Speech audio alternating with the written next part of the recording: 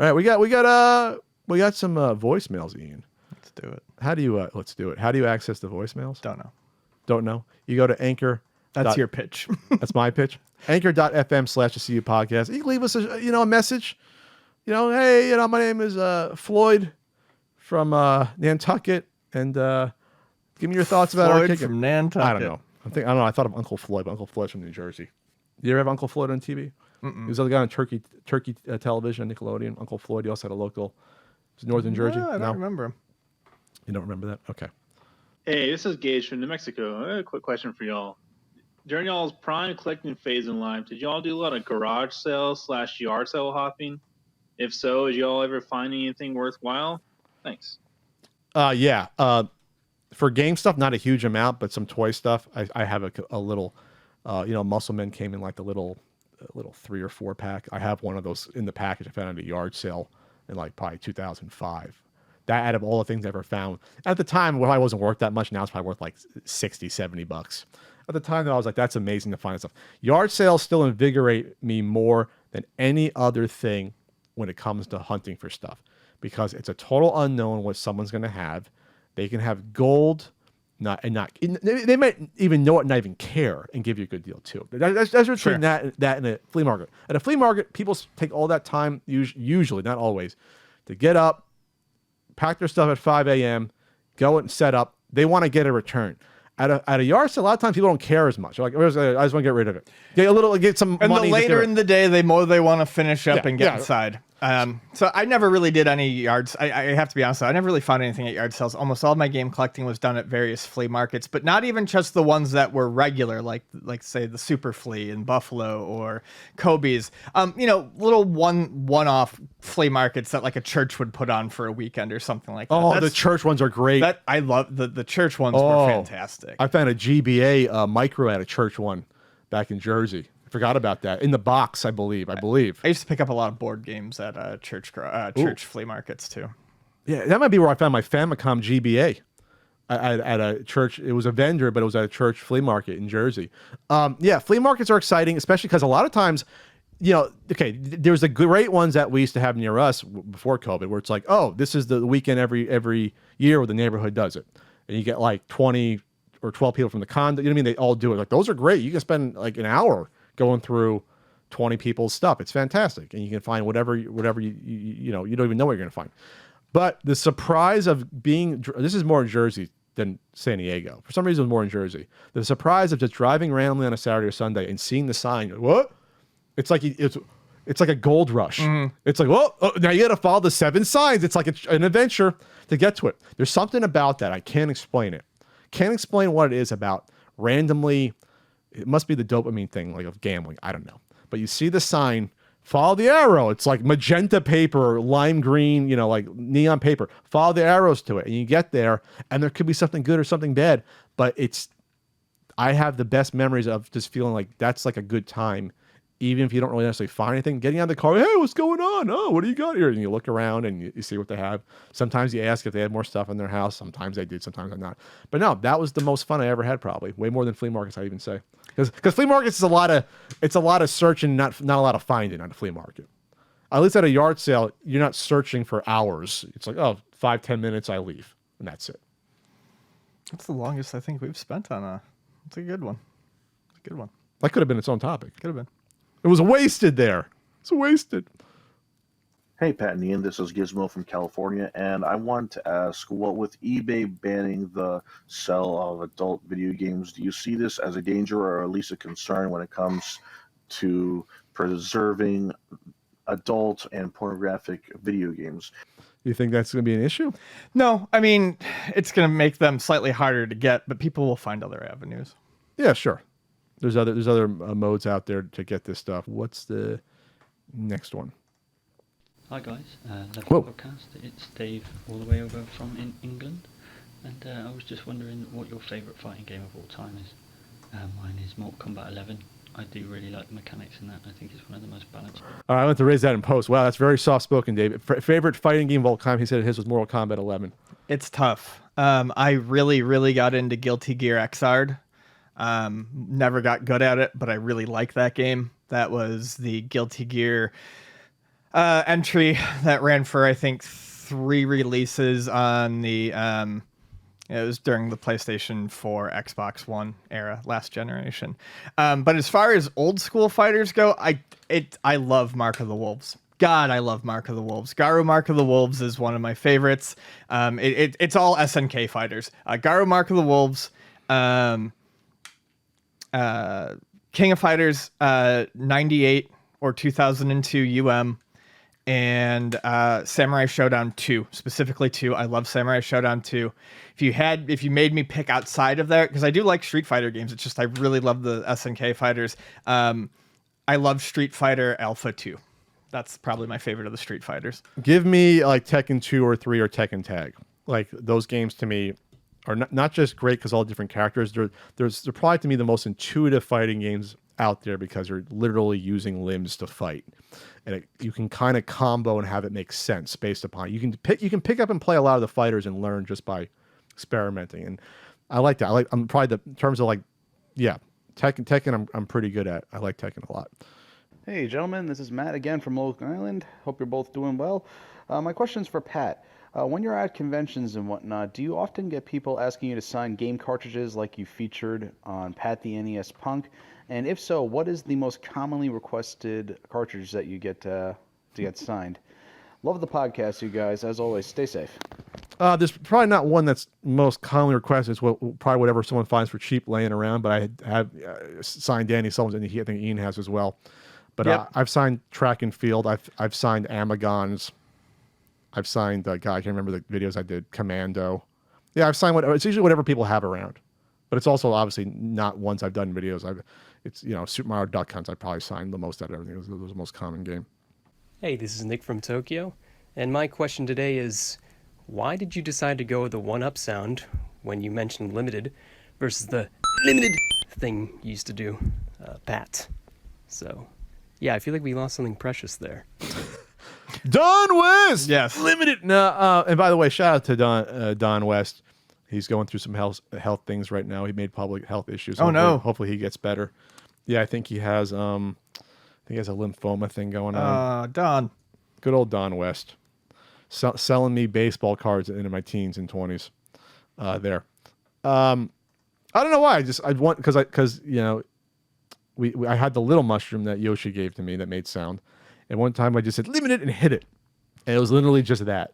It became a thing. It was on the desk back in that was probably 2014 or 15, whenever that was. Back in Condo Country. Condo Country. Back then, in our cramped little space that I would freak out every week and yell about it. It's fucking everything. It's so small. I'm like knocking into everything. He has to deal with me going crazy. There. Okay, next one. Limited. Let's see. Ian, Pat, fellow Patrick and resident of Earth here. I just finished this week's podcast, and you all discussed eBay's new policy regarding adult games. I don't agree with it, but it's their platform, so whatever. What I'm curious about, though, is why they don't do anything about the abundance of counterfeit games on there. Because they make money. Some money. Makes some money. They get a cut of every single thing sold on eBay. Listed. Because they have no ethics. They have no incentive to lock to.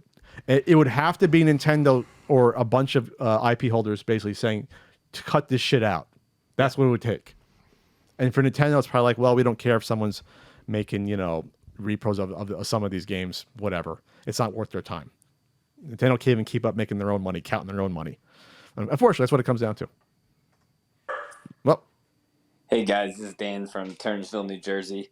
With the Castlevania series coming back on Netflix, I was just wondering, what would you like to see for the future of the Castlevania series? Would you like to see him go back to the 2D games? Would you like to see a Metroidvania thing, maybe an open world thing? And if so, who do you think would be the right studio to develop that game?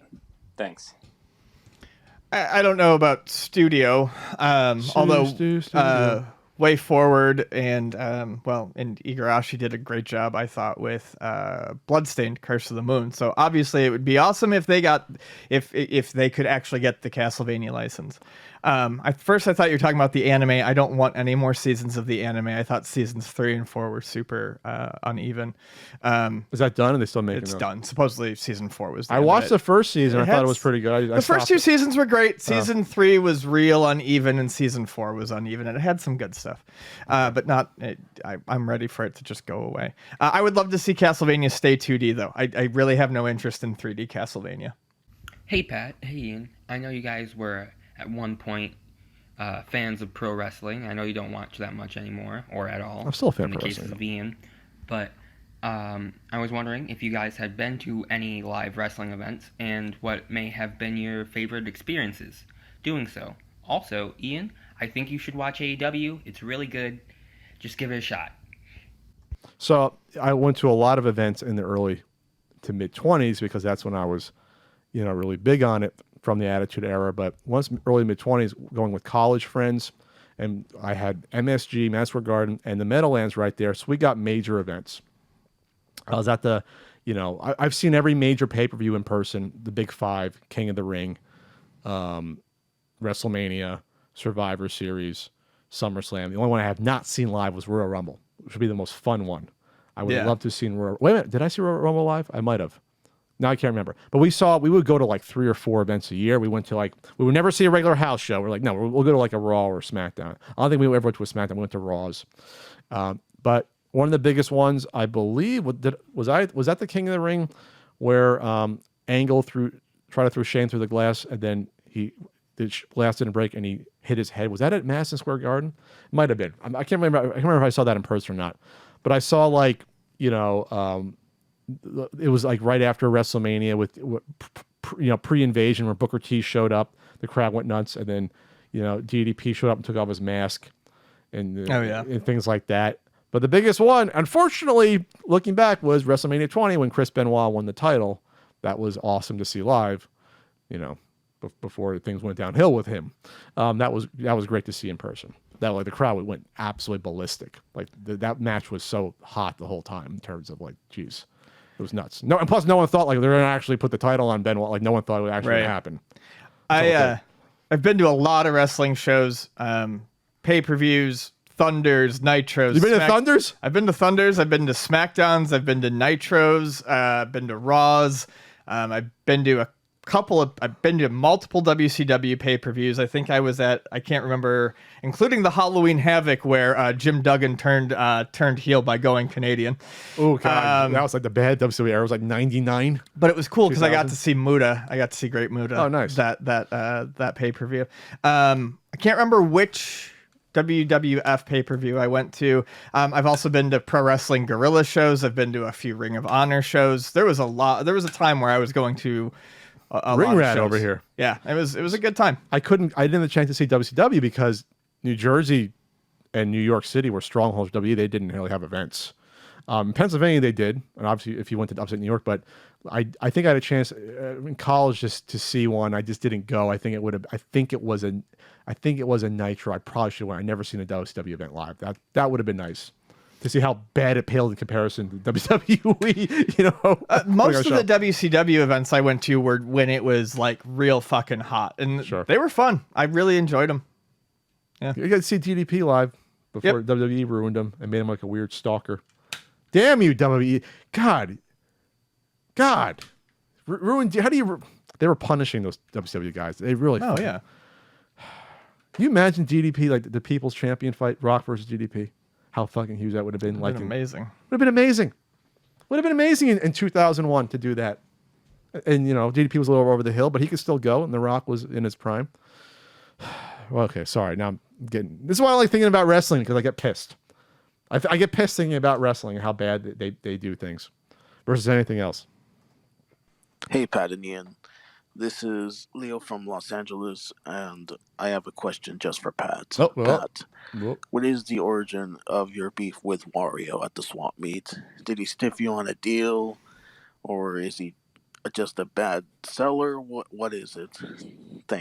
Okay, so the beef we affectionately named Wario since he looks like Wario is the main video game reseller at the local flea market swap meet, and never had a good experience with him almost ever from the get-go. The first time I came to San Diego when I hit on Ian basically and talked to him in 2008 that summer. I also went to the flea market, and out of that flea market, I found, to this day, it's still shocking that I found the Virtual Boy in the rental case set up that I almost didn't notice it was blatantly in my face. And I peered over it because in New Jersey you didn't find stuff like that. Coming to San Diego, it was a whole new world, and my collection increased, exploded exponentially, almost, at least geometrically. Once I got to, I would tell Ian what I find every weekend. He didn't want to hear. I would tell him all the shit I find every fucking weekend, like garbage bags of stuff sometimes. Not just games, but toy stuff. So that first time, Wario was there selling. He was probably the only. No, there was another reseller, maybe a third small one, but he had this binder. He must have just gotten into it. He had a binder. I don't know where this came from. He was pricing everything he had based upon this binder, this weird binder, and going through everything, and it was printed out in a binder. To this day, I don't know if there was like a thing you paid for online in order to get the information back in the mid 2000s. And he was busy. There was a lot of people at his stand. A lot of them were younger than me. Not that when I was 28, there was like probably early 20s, some teenagers. Oh, this retro was getting hot now. We're at a time where retro was starting to get hot in 2008. And he was dealing with people, and I brought a few games. I had at that point I was still missing. Let's see, 2008. I had 500 games or so, 550, something like that. So I still had 40% of the library to go, 35%, Pat math. And I remember picking up the Metroid reprint, the label, the classic series, the yellow label, Metroid, and asking him, and he looked in his book, and it was like super pricey. I was like, this is before we have smartphones. I couldn't even check eBay at the time, but I remember just being taken aback, and it was just bad customer service at the time, just super rude. It was almost like, well, I get other customers, so screw you. It wasn't friendly at all. So I got off on a bad foot with him. I didn't realize I'd see him every week right after that. He probably didn't realize that he must know who I was after running into me and running around early in the morning looking for the same shit. But then I started hearing stories about him from other sellers that had been there a long time. He almost got, he threatened, not allegedly, someone told me this, but I'm not saying it ever happened, that he threatened to knife someone over an argument over something, another seller. No one had anything nice to say about this person. No one did. Sellers didn't, that were regulars. Other customers had nothing nice to say about him. Then I started hearing from other ones that he allegedly would rip off other sellers early in the morning by doing a classic thing where he would ask, he would put a game on top of another game and saying, how much for this? And the person would say, okay, that's $5. Okay, here's the money. And he would take both of the games. Oh, yeah. I remember you telling me about that. And I saw him, I think I saw him attempt that once, something similar to that. And I've seen him get into minor altercations with sellers here and there, and there's just a general distrust of this person, and I could see why. It's someone that got into it with no knowledge of it, probably thought this is hot, I can get into it, and just bad customer service, and just, that's all. That's all. Never got into an argument with him in person, really, or anything. Never had a huge problem with him in person. It's like, go along to get along sort of thing. But that's all. That's why. All right, we got one more here. Hey, this is E3 presenter extraordinaire Tommy Tallarico. Okay, you guys can stop pretending that when I spilled those dice onto that screen with that controller, that your jaw was not on the floor. That was bogus coverage by you guys. You want the real coverage, you need to get it from all those YouTubers that I retweet every day. Like my man Snail Snot 420. He tells it like it is, man. Especially when I give him stuff. And he's got a new video in the works about how the Pfizer vaccine changes your brain so that you think the Amico's not awesome. Oh.